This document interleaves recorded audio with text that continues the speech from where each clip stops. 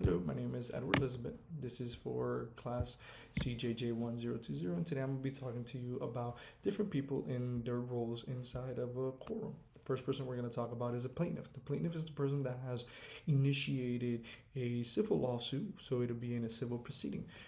After filing their complaint and after gathering their evidence, their witness statements, and sworn depositions prior to coming to trial in a courtroom, they're going to testify on themselves, on their behalf. They can either have an attorney representing them or they can be representing themselves. They're going to represent their case. They're going to be cross-examined by the respondent's legal team, either by the respondent themselves or their legal team. And they can have a rebuttal, right? So they're the ones that are going to be basically filing the complaint and providing evidence of the complaint, right? Next person we're going to have is the respondent. So the respondent is the one that's responding to the civil lawsuit. So they do have to respond whether or not they agree or deny with the allegations. They're going to defend their position in a trial.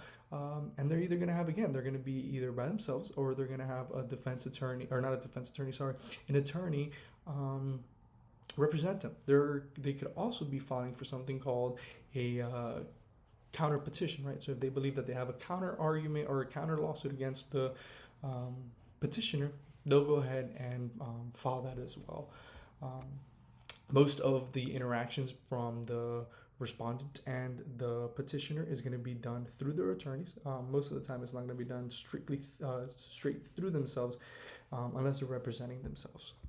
The next person we're going to talk about is the accused. Now we're going to move into a criminal proceeding. So the accused is also known as the defendant, and it's the one that's being charged with a crime. If the accused has a defense team, their interaction in a courtroom, their roles in a courtroom is not really that much. There's not going to be much there, right? They're not going to be interacting with this defense attorney. They're not going to, with the state attorney. They're not going to be interacting with the judge, and they're definitely not going to be interacting with the jury. All that interaction is going to be done by the defense attorney. Now, if there's no defense attorney, if there's no defense, the accused or the defendant will be representing themselves, and now they're going to be the ones presenting the case. So they're going to be the ones interacting with the judge if there's any objections or motions. They're going to be the ones interacting with witnesses, and they're going to be the ones basically presenting their own case. The next person we're going to move to is to the prosecutor. And again, I might get it confused a little bit, not confused, but I might refer to the prosecutor as the state attorney's office. Please bear with me. The prosecutor is the one that decides whether or not they're going to bring charges. They're going to present charges in a criminal case, right? They're going to act on behalf of the community. They're the ones that are going to be representing the community. They're the ones that are going to be involved in plea bargains. They're the ones that are going to talk to the defense attorney, and they're going to see whether or not they can come to a settlement or a plea deal prior to having to go to trial. Once they get to trial, they're the ones that are going to be having opening statements. They're going to present all the evidence against the accused they're going to have witness testimonies, and then they're going to have closing statements. Once all that's complete, if the jury comes back with the verdict, the state attorney will also be the one recommending appropriate sentencing to the accused if they're found guilty. They're going to give that recommendation to the judge. After the verdict, they're also going to decide if there needs to be an appeal or if there's need to be any other motions filed. And the state attorney will be the one, or the prosecutor will be the one filing those motions.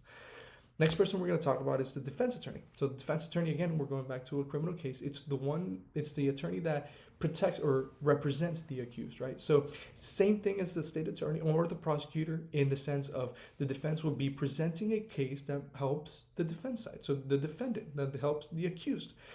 They're also going to have opening statements. They're going to have a portion of the trial that they're going to be presenting evidence. So the ones they're going to be bringing witnesses to the stands. They're going to be cross-examining the prosecutor's witnesses, and they're also going to have closing statements.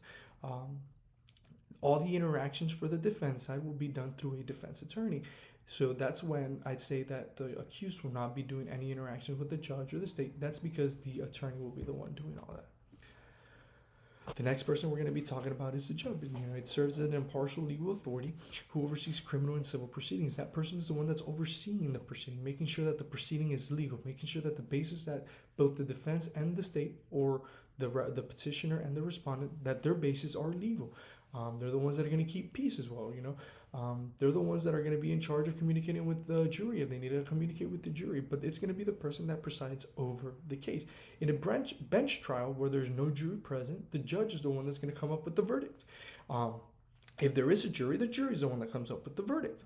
Once the verdict has been completed, the judge will be the one that gives the appropriate sentencing for the accused or the respondent. Next person we're going to talk about is a victim. The victim is the one that the accused committed the crime against, right? So the victim doesn't really have a big role in a courtroom. The victim is just going to be a witness to the state attorney or the prosecutor. They're going to go on the stand, they're going to testify on behalf of the state, and they're going to be cross-examined by the defense attorney. They really don't have a big role when it comes to being in a courtroom. Then we're going to go into the police. There's two types of police in a courtroom. The first police we're going to talk about is the one that's present throughout the whole hearing. That's the bailiff. That's the one that's there to keep the peace. That's the one that's there to basically oversee and make sure that there's proper security for the hearing.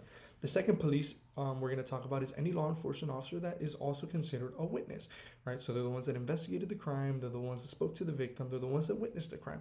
They're going to be testifying on behalf of the prosecutor. They're also going to be cross-examined by the defense attorney if the defense attorney decides to cross-examine them. And the last person we're going to be talking about is the members of the jury. It's just a group of civilians that have been chosen and selected to preside, or to, sorry, not to preside, to be present during the presentation of the case when the state attorney is, when the prosecution team is giving their case, and when the defense is giving their case. Once the case has been presented, they're going to go into a room and they're going to deliberate, right? They're going to pick a four-person to be the head of the discussion. They're the ones that are going to lead the discussion, and they're going to come up with a verdict. Once that verdict has been decided, the four-person will provide that verdict to the judge. Once that verdict has been given and it's either a guilty or not guilty, then the jurors will be dismissed. So their main role is to listen to all the findings, listen to all the evidence, and just be present during the case when the case is being presented and to come up with a verdict. This does conclude my presentation on all the people that are involved in a courtroom. Thank you.